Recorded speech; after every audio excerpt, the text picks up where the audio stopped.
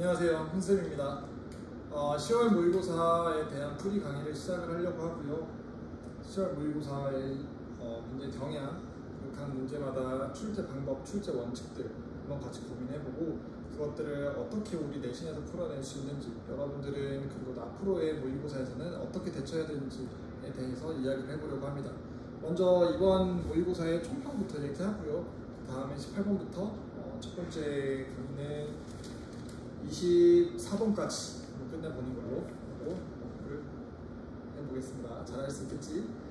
먼저 총평입니다. 이번 시험의 총평은 어려웠다. 어려웠던 이유는 여러분들이 보는 문제에서의 단어들도 어려웠고 구조들도 어려운 것들이 좀 있었다.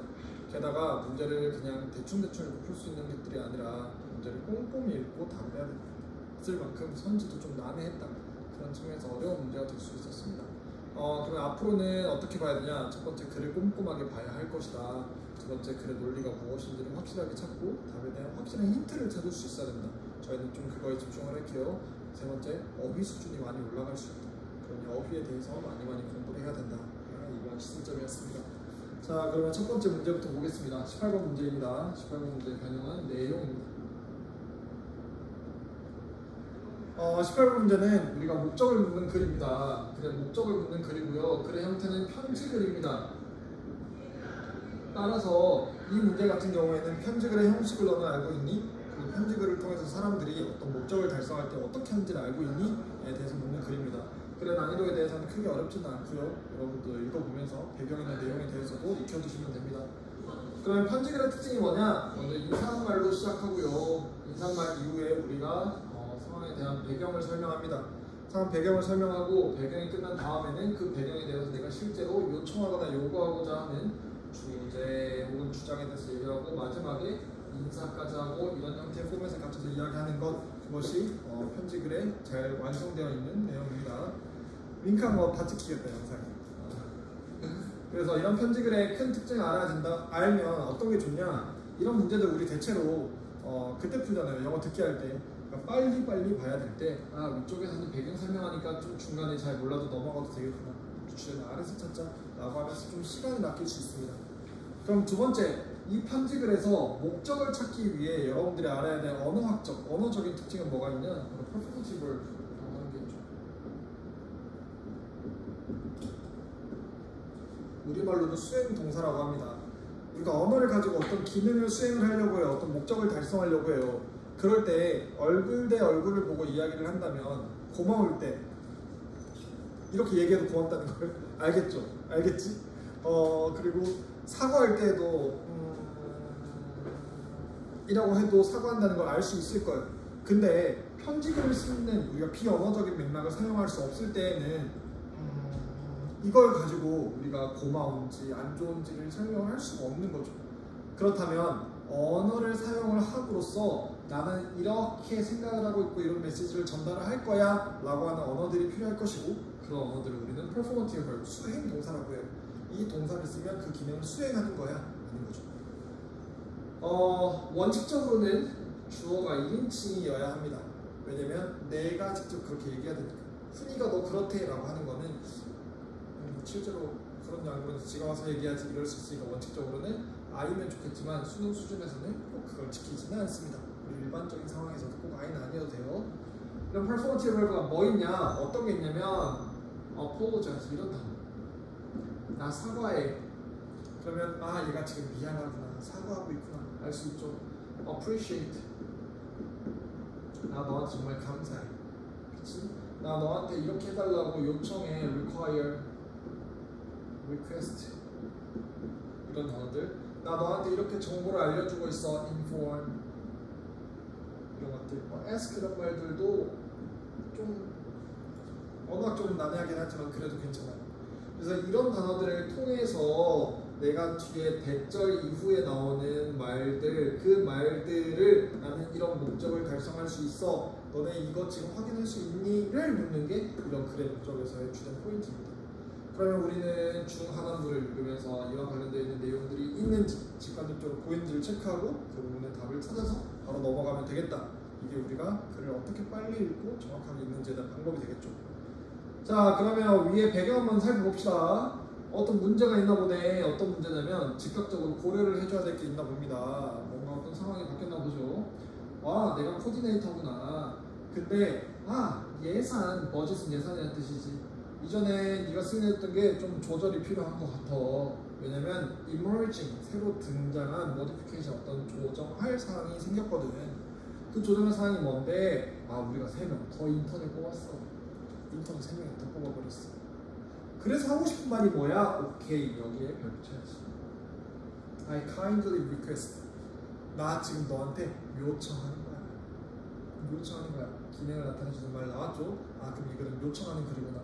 요청의 내용이 뭔데? 대절이 아니더라도 바로 이렇게 얘기했네요. 추가적으로 예산 좀 할당해줘. 어로케이션 할당이라는 뜻입니다. 이거 찾아도 할당이란 말 모르면 틀렸을 수 있어요. 이 비용들에 대해서 할당 보여줘. 인턴 3명 더 뽑았거든? 비용 좀 올려줘. 그럼 바로 찾으면 되겠죠. 이 글의 목적? 인턴 사원. 추가 계획 아니죠. 인턴 사원은 뭐 이렇게 툭 넘어가면 안 되지. 말을 한번 살펴봅시다. 그렇구나. 예산 좀 올려줘. 우리 뭐 하거든? 인턴 3명에서 뽑거든. 답은 몇 번? 4번이 되겠네. 이런 식으로 선택지에서 이거 보고 바로 인턴 사원 바로 삥 이렇게 될 수 있게 헷갈릴 수 있게 만드는 그런 포인트들이 많았던 문제니까 저처럼 인턴 사원하고 바로 뽑으면 안 됩니다. 넘어갑시다. 18번 글은 내용이에요. 내용적인 측면만 익혀주시면 됩니다. 19번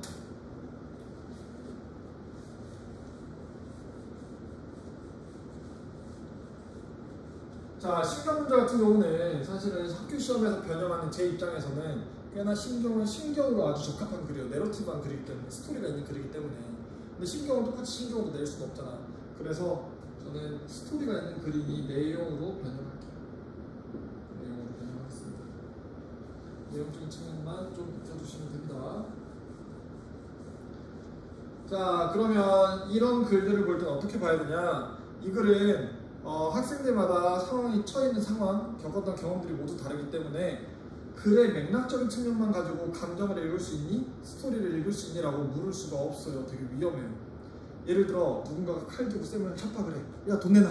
근데 그걸 보고 어떤 사람은 겁을 먹을 수도 있고 어떤 사람은 내가 영웅이 될 수 있는 그런 기회인가? 변신의 준비를 해야 되나? 라고 흥분되고 설렐 수도 있어요. 그래서 반드시 이런 글들, 신경변화에 대해서는 이 사람의 기분이 이렇구나라고 명시해주는 그런 포인트가 필요합니다. 그 포인트가 딱 나오는 순간을 척척 찾고 어떻게 달라지는지 보면 되겠죠.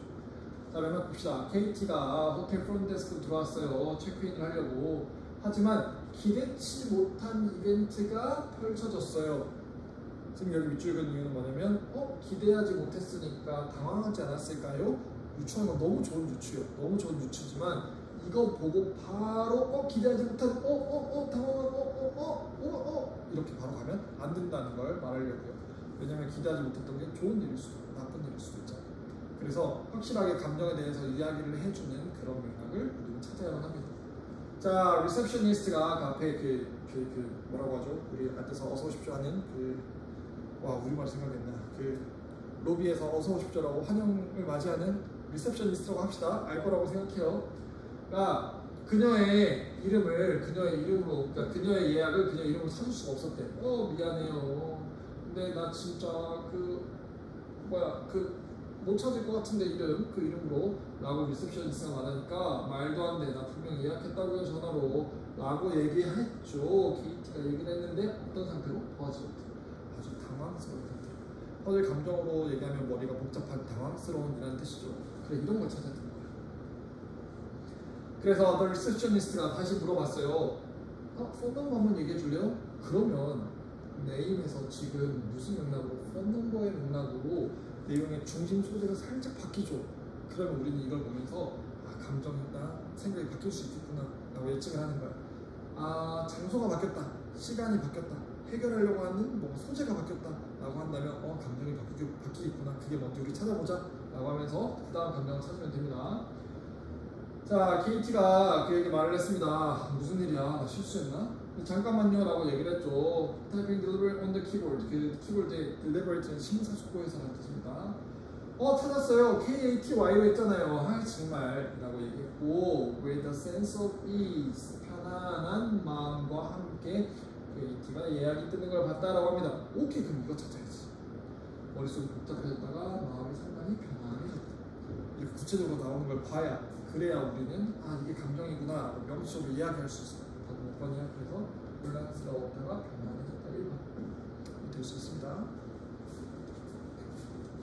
넘어갑시다.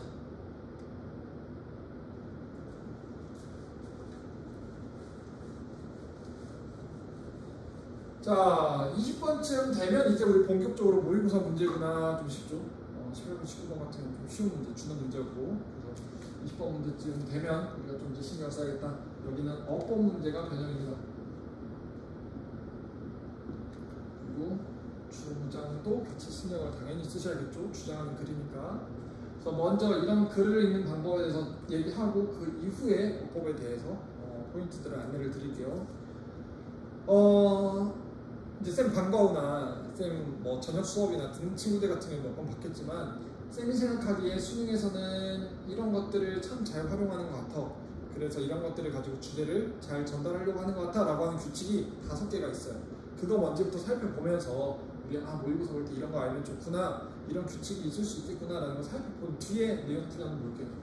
자, 첫 번째는 many people이 유저리하게 빌리브하는 거 구라다. 실제 주제는 however 뒤에 주제가 나온다라고 하는 게 첫 번째 규칙입니다. 이렇게 쌤이 아예 구절로 만들어서 얘기를 하고 있지만 사실 여기 안에는 참 여러 가지 메시지가 정해져 있어요. 들어있어요, 메시지가. 먼저 첫 번째로는 수능의 글은 아주 짧습니다. 모의고사의 글은 아주 짧아요. 이 짧은 글을 가지고 내가 메시지를 효과적으로 전달하기 위해서는 어떤 방법을 써야 되냐? 대조를 써야 된다. 그래서 뚜렷하게 대조가 나와야 주제가 확실하게 전달이 되기 때문에 대조가 참 중요한 방법이고, 그런 측면에서 이런 대조는 우리가 한번 살펴봐야 됩니다. 두 번째로는 글을 쓸만한 가치가 있는 내용을 써야 된다. 뭐 공기가 없으면 사람은 죽어요 이런 말 말고 실제로 이 내용이 사람들이 잘 몰랐던 내용이거나 통념과 반대되는 내용이면 좋다. 그래서 이렇게 나와 있는 통념에 대해서는 작가가 확신이 없다는 표현을 하고 있고, 그거는 우리가 믿으면 안 된다. 그래야 소재를 찾고 그 소재가 전달할 만한 소재이다 라는 메시지 두 가지를 담고 있는 규칙입니다. 그렇다면 이게 통념이에요 라고 하는 거를 작가는 어떻게 표현하냐? 모든 사람이 그런 게 아니라 많은 사람들이 그래요. 적당히 한 사람들이 일반적으로 그렇던데, 어떤 특정한 전문가 이름이 아니라 사람들이 그런다고 하던데, 항상 그런 게 아니라 일반적으로 그러던데, 확실히 알아가 아니라 그냥 그렇게 믿던데 라고 하면서 약간의 여지를 두는 거죠. 여지를 둠으로써 뒤에 사실 그렇지 않음을 내가 이제 알려줄게 라고 반전으로 전달하는 방식이 있습니다. 그리고 두 번째, 쌤 그럼 대조한다고 하는 건 어떤 식으로 대조하나요? however만 있으면 다 주제인가요? 그렇지 않고 내용적으로 확실히 구분이 되어야만 해요. 확실히 구분되는 포인트들 전달하는 방법이 있습니다. 추가로 좀만 더 살펴보면, 첫 번째, 이게 시사하는 주제 찾는 방법에서의 중요한 포인트는 뭐냐? theme, appear, might 등등등등에 대해서는 우리가 좀 조심히 보자. 주제를 생각하지 말고 조심히 보자. 이런 건 없어도 되거든. 훈쌤 잘생겼어요 라고만 말하면 되는데, 훈쌤은 잘생긴 것 같아 보이기도 해요 라고 하면 그건 뭐야? 그냥 잘생겼다고 하면 되지, 그치? 그래서 뭐뭐처럼 보여요 하지 말고 직접 얘기하면 되는데, 그럼에도 불구하고 그래 보여? 아마 그럴 것 같은데 라고 얘기하는 건 작가 생각에는 이게 확실치 않을 수도 있구나. 그러면 확실한 거 내가 뒤에서 알려줄게 라고 하는 빌드업일 수도 있다. 자, 또 두 번째, 통념이라는 걸 확인을 했다면, 혹은 통념이 아니더라도 내가 하고 싶은 말을 강조하려고 대조를 한다면 어떤 걸 쓸 수 있을까? 이런 거지. A, A가 아니라 B다. but 대신에 instead 이렇게도 쓸 수 있겠죠. 나의 부분은 아주 대표적으로 A를 부정하면서 B를 강조하는 대조의 표현이죠. 그래서 B가 주제입니다. 나의 법비에서는 B를 아주 많이 강조하려고 해요. 그래서 여러분들은 나의 법비의 맥락이 딱 아싸 땡큐 주제구나 생각할 수 있어야 됩니다. 자, 두 번째, research, study 등등등의 전문가 이야기. 일반적인 사람들의 통념이 아니라 전문가의 이야기를 한다면 그건 주제의 가능성이 매우 큽니다. 혹은 적어도 주제와 같은 결을 가지고 있는 그런 내용입니다. 이 짧은 글에서 전문가 어디 출신인만 써서 한 줄 다 써요. 그럼에도 전문가를 썼다는 건 믿을만한 내용입니다. 3번 이런 주장하는 글에서 특히 많이 쓰는 건데 must나 should 같은 조동사 혹은 조동사가 없는 명령문들 우리 잘 봐야죠. 근데 명령문을 가지고 직접 뭐 이렇게 해! 라고 명령을 하면 좀 건방질 수 있잖아요. 그런 측면에서 it is important to 이렇게 하는 건 중요해, necessary, 필요해 라고 하면서 주제를 전달할 수도 있어요. 이렇게 간접적으로 좀 부드럽게 얘기하는 주장들도 잘 보셔야 됩니다. 4번 문장 중후반에 나오는 therefore 그러므로 in short 이렇게 정리해주는 말들 이런 말들은 항상 주제를 정리해줄 때 잘 쓰는 표현이다. 알아두면 좋고요. 마지막 영어 같은 경우는 두 갈씩의 글을 선호합니다. 두 갈씩의 글을 선호한다는 말은 앞에 주제를 주고 그 다음에 예시 등을 활용해서 설명을 하려고 한다. 그 말을 거꾸로 얘기하면 어딘가 예시가 튀어나왔다면 이미 그 앞에는 뭐가 있다? 주제가 있다라고 하는 걸 의미하기도 해요. 그래서 예시가 나온다면 주제를 잘 피면 좋다. 하지만 모든 글이 꼭 두 갈씩인 건 아니죠. 미괄식인 글들도 있어요. 앞에서 세부 설명에 예시를 들고 나서 그 다음에 주제를 주는 그런 글들 있죠. 그런 글들 같은 경우에는 주어가 일반화되는 포인트. 이게 무슨 말이냐면 사과는 참 달아요. 멜론도 참 달아요. 참외도 참 달아요. 그래서 과일이라고 하는 건 참 단 거야. 이렇게 얘기를 한다면 사과, 멜론, 참외에서 과일로 넘어가는 포인트가 있죠. 일반화시키고 단어의 범주가 좀 더 포괄적인 그런 맥락으로 빠지는 그런 포인트가 분명 있습니다. 거기에서 주제를 찾는 것. 이게 글의 구조를 통해서 파악하는 방식입니다. 그러면 이것들을 바탕으로 우리 한번 주장 한번 찾아보자고요. 자, to be mathematically literate means to be able to think critically about societal issues on which mathematics are bearing so as to make informed decisions about how to solve this problem. 자, 그 되는 것은 뭐 하는 거? 수학적으로 literate, 읽고 쓸 수 있는 이라는 뜻입니다. 어려운 말로 하면 문해력입니다. 수학적으로 문해력을 갖고 있다는 것, 즉 수학적으로 무언가를 읽고 쓰고 해석할 수 있다는 것을 의미해요. 뭘 의미하냐? To be able to think critically, 비판적으로 생각할 수 있다는 걸 의미한대요. 아, 이게 맞아? 틀려? 라고 고민을 한다는 것이 결국은 수학적으로 생각할 수 있다는 거구나. 그래서 그런 거지. 훈쌤이 키가 커, 누가 있을까? 은빈쌤이 키가 커 라고 하면 뭐 병진쌤이 키가 커 이렇게 얘기를 한다면 쑥 봤을 때 둘이 비슷해 보이는데? 라고 한다면 비판적으로 생각할 수 없잖아. 그럼 수학적으로 생각하지 않는 거지. 훈쌤은 키가 79도인데 병진 키가 몇이지? 경호쌤은 키가 몇이지? 그럼 누가 수치적으로 더 높으니까 그 사람이 키가 큰 거야? 라고 비판적으로 생각할 수 있다. 그것이 수학적으로 생각할 수 있는 걸 의미한다 라는 맥락으로 시작합니다. 근데 훈쌤의 키가 중요한 게 아니야. 여기서 말하고 싶은 것은 무엇에 대해서 비판적으로 생각할 수 있냐? 사회적 이슈에 대해서 생각할 수 있어야 수학적 문해력이 있다라는 걸 의미합니다. 근데 어떤 사회적인 이슈냐? 우리 수학이 bear on 지금 bear on이 여기 있었는데 이게 지금 앞으로 튀어나온 거지? 전치사가 앞으로 튀어나온 관계대명사. 그래서 bear on은 뭐와 관련이 있다. 수학이 관련되어 있는 그런 사회적 이슈에서 비판적으로 생각을 해볼 수 있는 것, 그게 수학적인 문해력이 있다 라고 하는 거야. 자, so as to 뭐뭐 하기 위해서입니다. 뭐뭐 하기 위해서 in order to랑 똑같아요. 뭐뭐 하기 위해서 뭐 하기 위해서 make decision, 결정을 하기 위해서. 근데 어떤 결정? 정보를 잘 갖춘 결정을 하기 위해서. 뭐에 대해서 어떻게 이 문제를 해결할 수 있는지에 대한 결정을 정보를 잘 갖춰서 하기 위해서 수학과 관련되어 있는 문제를 생각할 때 비판적으로 생각하는 것, 그런 것이 바로 수학적으로 읽고 쓸 수 있다, 문해력을 갖춘다 라고 하는 걸 의미한다고 봅니다. 적들부터 어렵지. 자, dealing with such complex problems through an interdisciplinary approach, mirroring real-world problem requires innovative ways of planning and organizing mathematical teaching method. 자, dealing with 뭐 하면서 아이도 시작하고 뭐 하면서 라고 생각해보자. 자, 그렇게 복잡한 문제들을 뭘 통해서 discipline은 규율이라는 뜻도 있고요, 과목이라는 뜻도 있어요. 그럼 여기에서 뭐 교과라는 뜻도 있죠. 수학 얘기니까 교과라고 이해를 해보자고.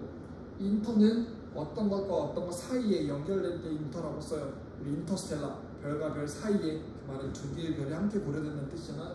그래서 이걸 우리는 범이라고 해. 한자로 범. 그래서 범교과적인 접근을 통해서 그렇게 복잡한 문제를 다룰 때 하나 말고 여러 가지 국가를 통해서 그런 복잡한 문제를 다룰 때 실제 세계의 문제를 반영하는 것은 여기 주어다이 요구한대요. 혁신적인 방법을 뭐 하는데 계획하고 조직하는데 뭐를 수학적인 가르치는 방식을 잘 계획하고 조직하는 걸 요구한대. 즉 여러 가지 것들을 고려해서 우리가 실제 생활의 문제를 해결하려고 한다면 그럴 때 진짜 실제 세계의 문제를 잘 보여주고 반영하려면 수학을 가르치는 방식을 잘 계획하고 잘 조직하는 데 혁신적인 방법이 필요합니다 라고 이야기를 합니다. 즉 실제 세계의 문제를 풀 때 수학 참 중요해요 라고 이야기를 하고 있는 거네. 자, navigating our world means being able to quantify, measure, estimate, classify, compare, find pattern, conjecture, justify, prove, and generalize within critical thinking and when using critical thinking. 자, navigating, 항해하는 거야, 탐구하는 거야, 우리의 세계를 탐구한다는 것은 우리 세계에 실제 있는 문제를 반영한다는 말을 이렇게 반복한 거죠. 우리 세계를 탐구한다는 그 의미예요. 뭘 의미하냐? 수량화시킬 수 있어야 돼. 특정할 수 있어야 돼. 추정할 수 있어야 돼. 분류하고 비교할 수 있어야 돼. 이거 전부 다 뭐랑 관련된 것 같아? 수학과 관련되겠지. 아, 우리 세계를 탐험한다는 말은 뭐 할 수 있는 걸 의미하냐? 수학을 할 수 있다는 걸 의미해 라고 하는 그 수학에 대한 예시가 이만큼 나옵니다. 근데 그냥 수학만 하면 되는 게 아니라 무엇 속에서 비판적인 생각도 할 수 있어야 되고 또 뭘 사용할 수 있을 때 수학적 생각을 할 수 있어야 돼. 비판적인 사고를 생각할 수 있어야 돼. 즉 비판적인 사고를 생각할 때, 비판적 사고를 사용할 때에도 수학적으로 생각할 수 있어야 되고 비판적 사고 이내에서도 우리는 수학적인 아이디어, 그 인지 처리 과정을 거쳐야 된다라고 이야기를 하는 거죠. Therefore, 오케이, 우리가 원하는 거는 문장 주어만 정리해 주는 거야. 그러므로 making decision, 결정을 하는 거야. Even qualitative is not possible. 결정하는 것, 심지어 질적으로도, 양적 말고 질적인 결정을 할 때에도 그 결정하는 것은 가능하지 않아. 뭐가 없다면? 수학이 없다면, 그리고 비판적 사고가 없다면. 수학 없으면 안 돼. 그러면 thus로 또 한 번 이제 진짜로 정리를 해주네요. 그러므로 teach mathematics, 수학을 가르치는 건 should 몇 쳐야지. 그럼 여기 있는 것도 나도 넣는 거고. Therefore, 그러므로 thus 이렇게 나왔습니다. 수학을 가르치는 것은 반드시 행해줘야 돼. interaction with, 무엇과 연계해서 비판적인 사고와 함께. 비판적인 사고와 연계해서 along with 뭐뭐와 함께라는 뜻입니다. 뭐와 함께? 의사결정하는 과정과 함께. 자, 내용 정리하면 지금 여기 있는 내용들, 수학적으로 생각한다는 것은 실제 세계의 문제를 볼 때 수학적으로 문제 해결 방법을 떠올릴 수 있어야 돼. 비판적으로 생각을 하면서. 그리고 그 비판적으로 사고를 한다는 것은 결국 왜 중요하냐? 실제 세계의 문제를 반영하는 데에는 수학적인 게 참 많이 관여되고 중요하거든. 그러니까 그거 하려면 수학적인 가르치는 방법들도 잘 조직해야 돼. 왜 어떻게 조직해야 돼? 뭘 고려해야 되는데? 왜냐면 우리 세계를 탐험하는 게 수량하고 측정하고 추정하고 분류하고 비교하는 등등 등의 수학적인 과정들을 요청하거든. 그러니까 우리가 의사결정을 할 때 수학이 없다면 그건 가능하지 않다는 거야. 그러니 우리가 수학을 가르친다라고 하는 것은 반드시 뭐랑 연결지어야 돼? 비판적인 사고랑 연결지어야 돼. 무엇과 함께하는? 의사결정 과정과 함께하는. 이게 이제 우리가 밝히고자 하는 주제입니다. 그리고 답은 몇 번이죠? 비판적 사고를 통한 의사결정 능력이 수학적 맥락에서 함양되어야 된다. 오케이. 수학적 맥락을 가르치려면 함양한다, 배운다니까 비판적 사고도 필요하고 그걸 통해서 의사결정까지 하면서 가르쳐야 된다. 답은 되겠습니다. 말이 너무 어렵다. 주제는 뚜렷한데 말이 좀 어려웠던 문제입니다. 자, 그러면 어법 한번 봅시다. 첫 번째 어법 포인트. on which. 자, 이런 어법 같은 경우에는 안 내길 바랬지만 우리 9월달에도 비슷한 문제가 좀 있었죠. 어법에서 bear on 이라고 하는 수법을 너 알고 있니? bear on 이라고 하는 수법 알고 있니? 그럼 which라고 하는 관계대명사, which라고 하는 게 앞에 있는 societal 이슈를 꾸미고 있죠. 그럼 지분자가 어찌해야 돼? 불완전해야 돼. 불완전하다는 말은 명사가 들어갈 수 있는 자리가 없어야 된다. 그래서 원래대로 on이 이 뒤에 자리에 남아 있었다면 mathematics 주어 as bearing on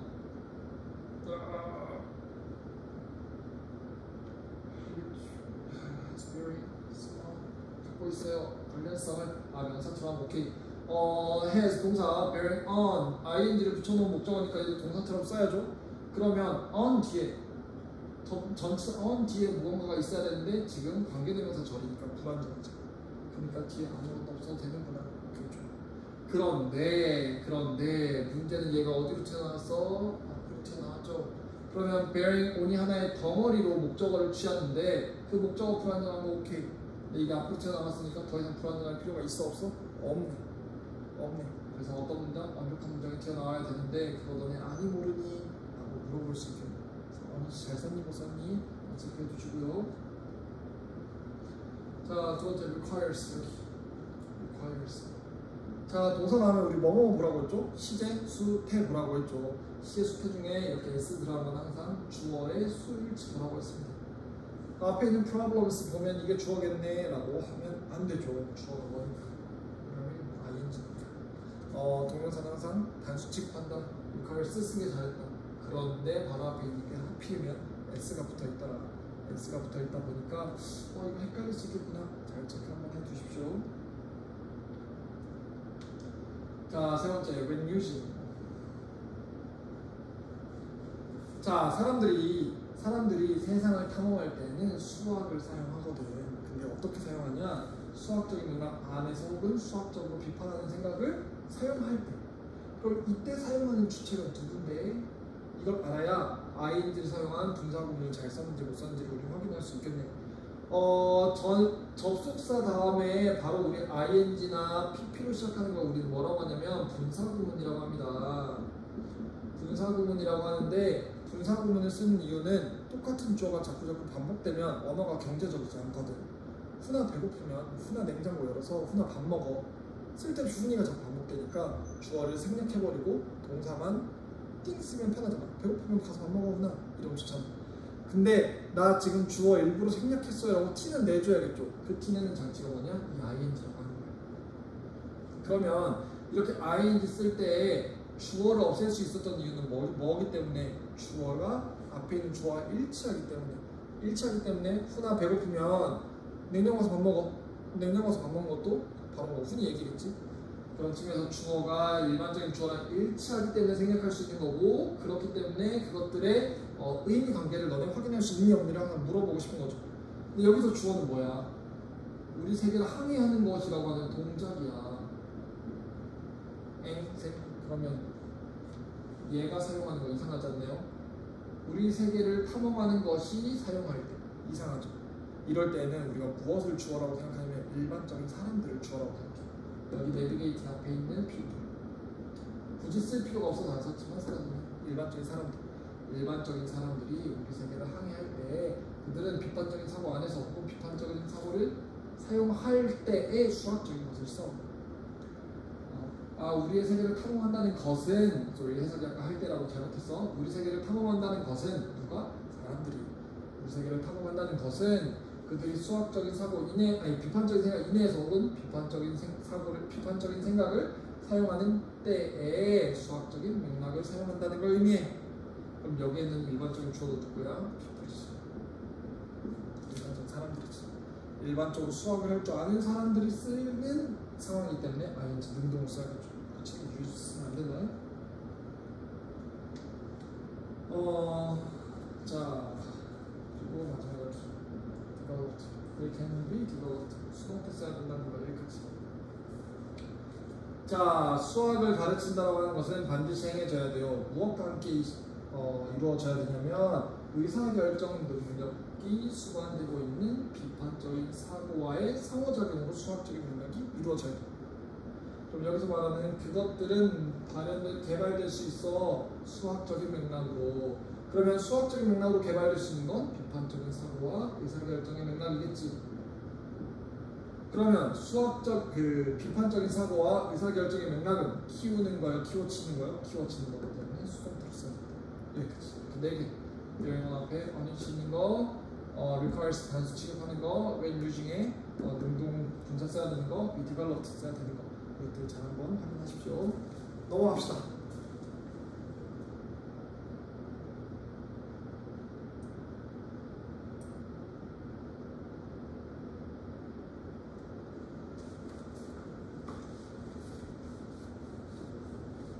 자, 21번 밑줄 친 부분의 의미.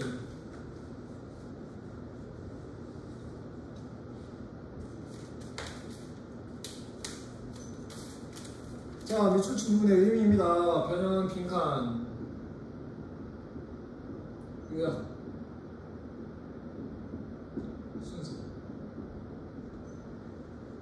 밑줄 친 부분의 의미 같은 경우에는 출제를 할 때 주제가 뚜렷한 글을 출제를 해야 돼요. 그리고 그 주제에 비유적인 표현이 있는 글을 출제를 해야 돼요. 그 말은 교사로서 이걸 변형할 때에는 주제가 잘 드러나고 있고 주제를 잘 파악할 수 있는 그런 문제를 묻고 싶어요. 그래서 빈칸이나 요약 같은 문제들 변형해서 내기 너무 좋죠. 쌤 너무 많이 선호하는 거고요. 게다가 이 글 같은 경우에는 글들마다의 접속사나 전치사 활용이 되게 좋아요. 글의 길이도 참 좋아요. 그래서 그런 측면에서 순서도 내기가 너무 좋다. 쌤 입장에서는 문제 내기도 편하잖아, 순서는. 그것도 고려해서 봅시다. 자, imagine that you usually exchange friend delights in buying you a Christmas present after taking a generous booster 이라고 합니다. 자, imagine imagine 상상해봐. 생각해봐, 상상해봐. 자, 그 위에다 think도 적어주자. suppose도 적어주자. consider 적어주자. if까지 적어둡시다.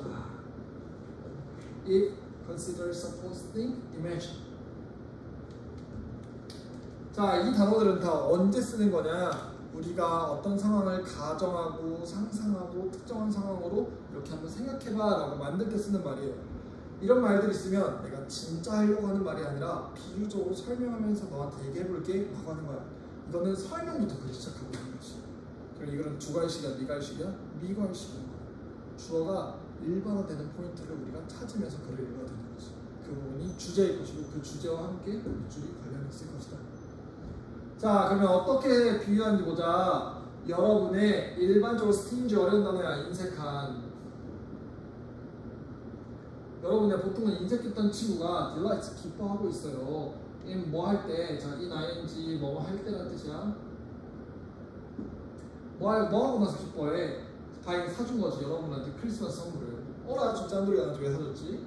뭐 한 다음에 generous, 관대한 부스터. 우리 부스터는 그런 것들 있잖아. 몬스터 같은 그런 약들 먹었을 때 힘이 솟는 그런 부스터. 관대한 부스터라고 하는 게 있다고 쳐보자고. 관대한 부스터 한번 그 약 같은 거 한번 딱 먹고 나서 그 인생은 그 짠돌이가 좋아한다고 생각을 해보자. How would you feel? 기분이 어떨 것 같아? Undoubtedly, there's something praiseworthy about the action. 의심을 여지 없이 분명히 뭔가 있겠지. 뭐 하는 뭔가? 칭찬할 가치가 있는 게 있겠지. praiseworthy. 칭찬할 가치가 있는 게 있겠지. 뭐에 대해서? 그 행동에 대해서. 여러분들 뭐 please 기쁘겠지. To receive the gift. 그 선물을 받아서 기쁘긴 하겠지. You say 뭐 고맙다고 말하겠지. mean it. 진심이긴 하겠지. 그러나 his change of heart is not entirely satisfied.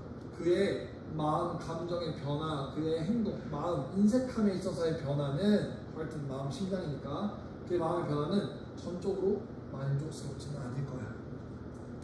자, 예시 상황에 대해서 얘기했어. 야, 갑자기 그 짠돌이가 나한테 선물 좀 어떨 것 같아? 고맙긴 할 것 같은데 완전 만족스러울 것 같진 않은데? 여기까지 나온 거야. 쌤 왜 여기서 끊었어요? 이렇게 전부가 이렇게 나왔습니다. 자, 미국의 철학자인 이 사람한테 얘기를 듣자니 그는 이때 그는 누구야? 여러분의 인생의 친구. 그 친구는 실제로 관대한 게 아니야. When we praise someone's character, we use word for various virtues. 자, 이 포인트 보자고, 이 포인트.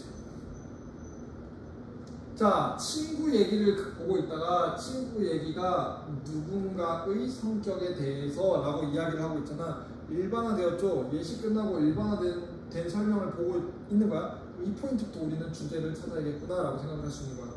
우리가 누군가의 성격을 칭찬할 때 우리는 어떤 단어를 쓰냐? 다양한 덕목에 대한 단어를 쓰는데요. generous, 관대하거나 kind, 착하거나 courage, 용기거나 등등을 씁니다. 그러면서 그 someone이 무엇으로 또 얘기가 이어지고 있어? A person이 되고 있지. 일반적인 사람으로 친구 얘기 아니고 이제 일반화되고 있죠. A person who gives one gift isn't generous. 자, 사람인데 어떤 사람이야? gives 한 번의 선물만 준 사람은 관대한 게 아니에요. 대신에 generosity, 관대함이라고 하는 것은 is a stable part, 좀 스테이블한, 그러니까 일관된 부분이야. 무엇에? 어떤 개인의 윤리적인 정체성에 있어서 일관된 부분이야. 윤리적인 정체성이 뭐냐면 emotional habit that is part of who you are. 그게 뭐냐면 감정적인 습관이 들어야 되는 거야.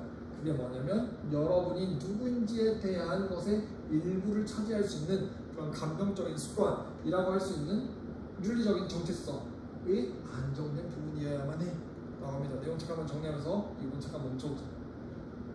자, 네 친구가 갑자기 관대한 부스터를 선물 줬어. 기분 좋니? 당연히 좋지.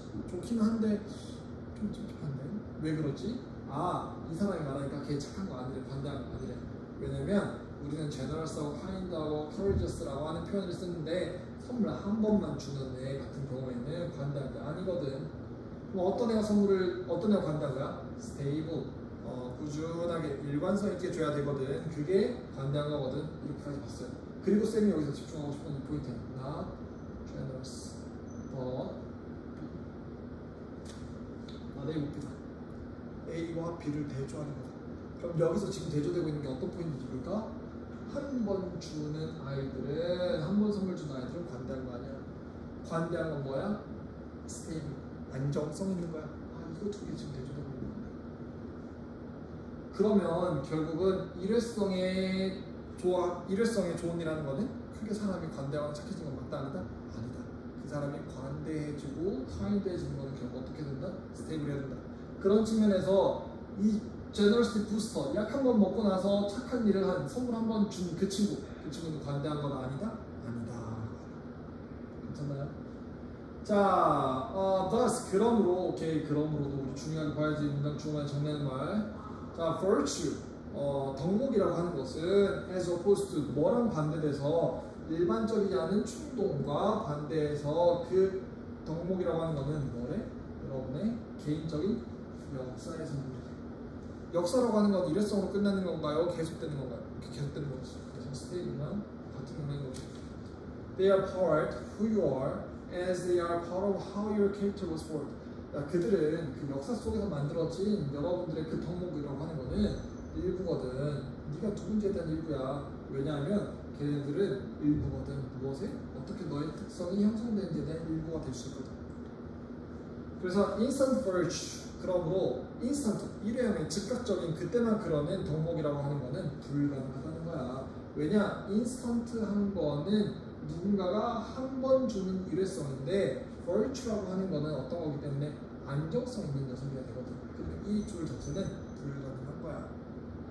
그러면 이 글에서 결국 여기까지 밝히고 싶은 바, 우리 여기에서 이제 답을 찾아봐야죠. 나는 복귀가 나왔으니까. 우리한테 관대하다라고 하는 거는 결국 무엇의 문제다? 한 번 좋은 일 했다의 문제다? 아니다. 우리가 어떤 착한 성격을 갖고 있는 게 꽤나 오랫동안 지속되어야 된다. 한 번이 아니라 역사적으로 가야 된다. 그러면 그게 이 글의 주제인 걸 고려하면서 봅시다. 자, popping a pill. 필은 알약이고요. pop a pill 이라고 하면 알약을 먹다라는 뜻이에요. 테이크예요. pop a pill 하면 알약을 먹다. 이런 단어가 어렵지. 여러분들이 알약을 한 번 먹는 거는 여러분들을 더 나은 사람으로 만드는 게 아닙니다. 왜냐? 알약을 한 번 그냥 삼키는 것, 그때만 알약은 여기 위에 있었던 부스터랑 좀 연결돼서 생각하면 되겠죠. 한 번 좋은 일 했다고 그게 쏙 좋아지는 거야? 아닌 거다. 그건 그때랑 일시적인 거고, 실제로 좋아지고 제너럴스해지려면 그게 오래 가야 된다라고 하는 걸 의미합니다. 자, 그러면 그 내용이 잘 들으는 게 몇 번이야? 답은 4번이 되겠네요. 4번. Good trait comes from established behavior.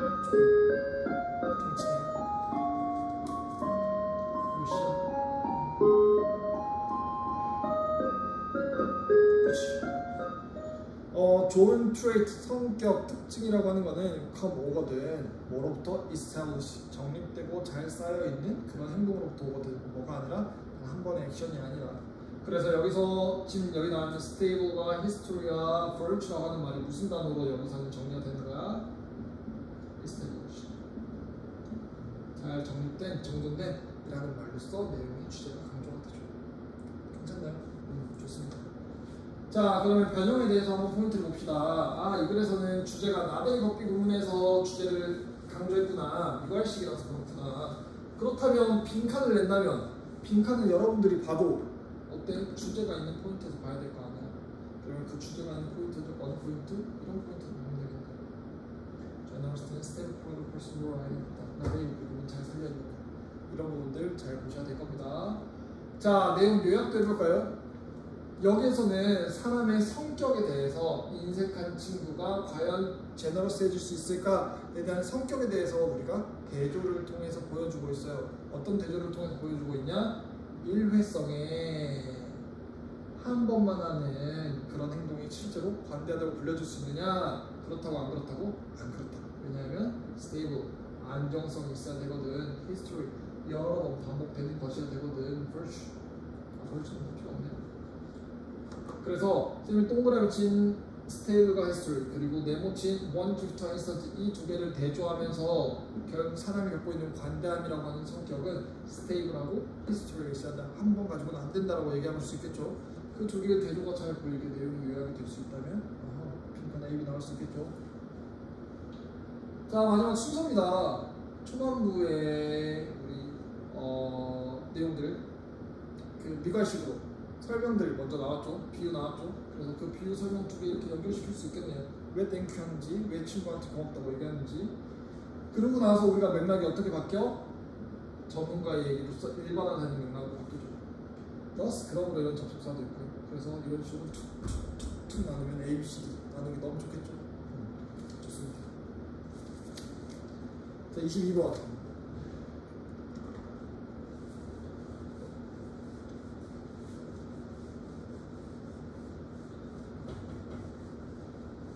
네. 조금만 이따 올래? 여기서 반가워해? 저기서? 지금 녹화하고 있어서 이따가 다시 얘기해도 괜찮아?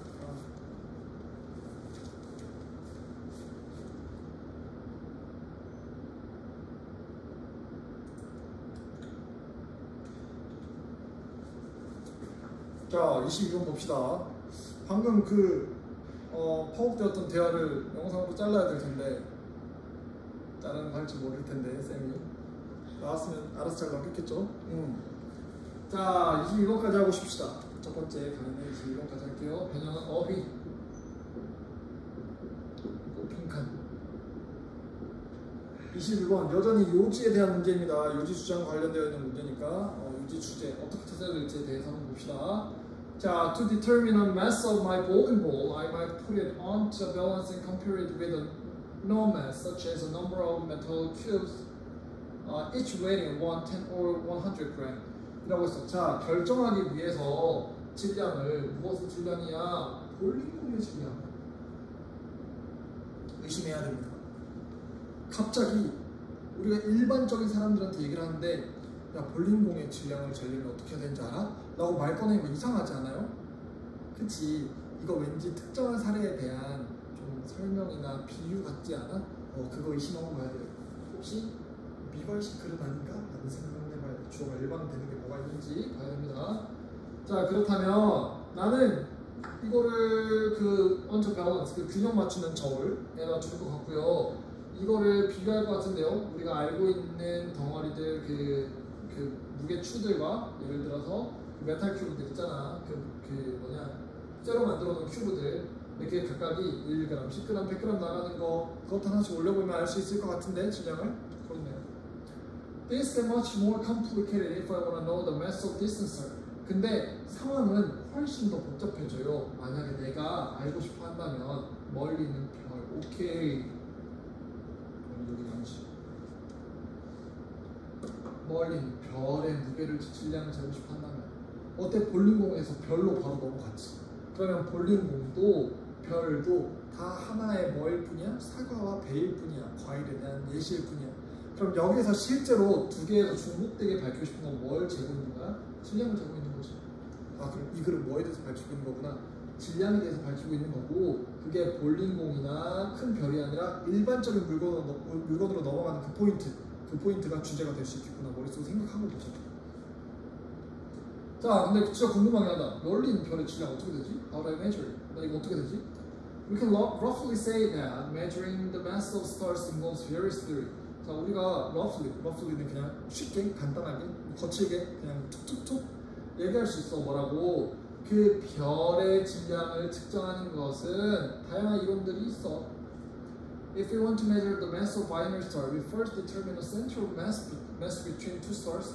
Then their distance from their center, which we can then use together with the value for the period and certain instance of Kepler's third law to calculate the mass. 자, 만약에 우리가 그 쌍성 별 두 개가 어떻게 돌고 있는 게 있나 봐. 그 쌍성의 질량을 재고 싶다면 우린 처음에 결정해야 돼. 중심을 무엇의 질량의 중심을. 그 두 개의 질량의 중심, 질량 중심이라고 하는 포인트를 두 개의 별 사이에 잡아야 되고요. 그들의 거리를 측정해야 되겠죠. 그 중심으로부터 우리가 사용할 수 있는 그 거리의 중심, 그 이때 말하는 중심은 그 돌고 있는 회전의 중심일 것 같아. 근데 그걸 뭐랑 같이 짜야 되냐면 period, 행성이 도는 period는 우리 보통 공전 얘기해요.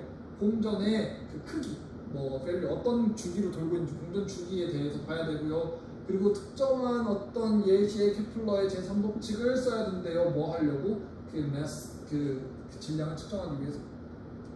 되게 복잡한 것 같은데 결국은 그래 이것저것 갖다가 써야 별 잴 수 있어 라는 정도로만 이해도 될 것 같아. 왜냐면 그것에 대한 구체적인 얘기가 안 들었고 결국 이것 또한 그 하나의 예시인 질량을, 별의 질량을 재는 것에 대한 사례일 뿐이니까. In other words,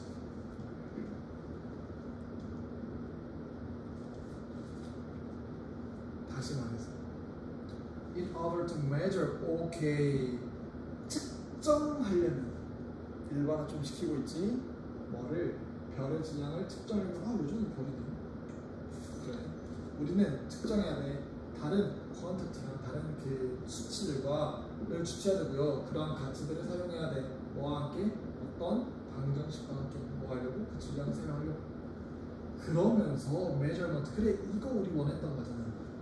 일반화되지 않았던 볼링공의 사례와 별들의 사례에서부터 시작돼서 일반화시키는 측정이라고 하는 것은 이라고 얘기 나오는 포인트. 이 부분에서 우리는 주제를 찾아야겠고 앞에까지는 다 별 무게 재는 거에 대한 설명이었죠. 앞에는 전부 다 뭐 볼링공 무게를 재는 거에 대한 설명이었죠. 여기서 찾으면 되겠네요. 자, measurement is not a simple and unmediated estimation of independently existing prosperity, but a determination of certain magnitude before the background of a number of accepted theories. 자, 여기에서 나 동그라미 A, 너 동그라미 B, 오케이, 나도 이거 B 부분까지 우리가 원하는 포인트 다 있네. 그러면 여기서 주제는 어디다? 이 부분이다. 자, 그래서 측정이라고 하는 건 뭐가 아니라 단순하고 그리고 unmediated, 중재되지 않은 측정, 무엇에 독립적으로 존재하고 있는 자질들 하나만 가지고 띵 측정하고자 하는 그런 거 아니에요. 우리가 측정한다고 하는 것은 별 저 무게 어떻게 측정하는 거야? 가서 저울로 재질하고 띵 한순간으로 측정하는 게 아니구나. 뭐냐면 determination, 결정하는 거야. 무엇에 특정한 정도를. 자, before 이것 좀 알아두자. before 이거 based on의 뜻으로 쓸 수 있어요. 뭐에 근거해서? background, 배경에 근거해서. 무엇을 배경으로? accepted theory, 우리가 받아들여진 이론들 여러 개를 배경으로 한 채 근거해서 우리가 특정한 수준을 재는 것, 그게 measurement라고 하는 거야. 그럼 위아래를 대조하는 건 무엇과 무엇을 대조하고 있어? 간단하게 이것저것 여러 개 쓰지 않고 여러 개를 중재해서 쓰는 게 아니라 하나만 가지고 특정하고 있는 그거 하나만 띵 하고 만드는 거, 독립적으로 존재하는 그 수치, 그것만 가지고 우리가 알 수 있는 게 그게 측정이란 거야? 아니야. 측정이라고 하는 거는 이전에 존재했던 여러 가지 수치들을 이전에 받아들였던 이론들과 함께 가지고 쓰는 거야. 측정을 하려면, 별 무게 재려면 케플러도 필요하고 무게 중심도 필요하고 이것저것 여러 개가 필요한 거야 라고 하면서 내용이 맞춰지네요. 그럼 이 글의 답은 뭘까? 측정하려면 측정은 하나만 잘 재면 된다. 여러 개 이론을 같이 짜야 된다. 같이 짜야 된다. 답은 몇 번? 4번이죠. 괜찮죠? 자, 그럼 빈칸에 대해서 봅시다. 빈칸 내려고 한다면 항상 빈칸은 어디다 낸다고? 주제에 낸다고. 그래서 여러분들이 빈칸 내려면 미발식이니까 어디다가 빈칸을 내겠어? 그럼요, 정리한 데다 내야지. 여기다가 내야지. 여기 빈칸, 여기 빈칸, 여기에서 특히나 어느 포인트? 당연히 버 뒤에다가 내야지. 버 뒤에다가 내야 좋고요. 만약에 좀 까탈스럽게 낸다 그러면 unmediated estimation 이런 거 하나만 가지고 쓰는 거, 여러 개가 중재되지 않은 거 이렇게 쓰면 거꾸로 주제랑 반대되는 걸 잘 보여주는 단어로 한번 틀어서 낼 수도 있겠지. 이런 단어들 잘 보셔야 되고요. 어휘 문제 같은 경우는 이런 것들. 오늘 볼링공 무게 잴 때 어떻게 재? 나 비교하거든. 이런 무게 추방. 그럼 무게 추방 같이 갖다 맞춰보는 거니까 compare 이런 거 우리 유추할 수 있겠죠. 혹은 볼링공에서 지금 별로 넘어갔잖아. 그거 측정하는 거 더 쉽겠어, 어렵겠어? 어렵겠지. 이거 보면서 그래, complicate 훨씬 복잡해져. 이런 거 maturity 그을 수 있겠지. 자, 자 여기 보면은 Kepler도 쓰고, 그 무게 중심도 쓰고, 질량도 쓰고, 상승 최고 뭐 할 때 여러 가지가 함께 나온다. together with. 자, 네 번째. 여기는 unmediated 이런 것들도 어휘 문제로 내기가 너무 좋죠. 그렇지. unmediated 너무 좋습니다. 이 정도 있는 단어들은 글의 맥락을 통해서 알 수 있는 단어들이다. 그래서 어휘 문제, 빈칸 문제 모두 다 잘 확인하시고 그렇지 문제 푸시면 됩니다. 1강은 여기까지 합시다. 수고하셨습니다.